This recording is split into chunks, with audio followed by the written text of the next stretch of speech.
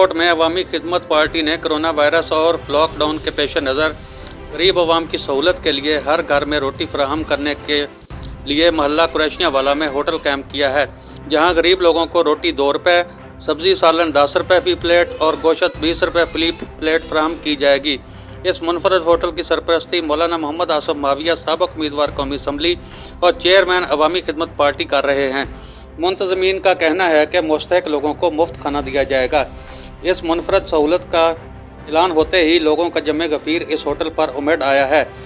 अवाम को रोटी पार्सल दी जा रही है। मुसीबत की इस घड़ी में अवामी खिदमत पार्टी और मौलाना मोहम्मद आसफ माविया ने यह सहूलत फराहम करके गरीब अवाम की मुश्किलात में बहुत बड़ी कमी लाने की कोशिश की है, जिसके लिए शोरकोट के अवाम मुंतज़मीन के इस इक़दाम को सराहते हैं।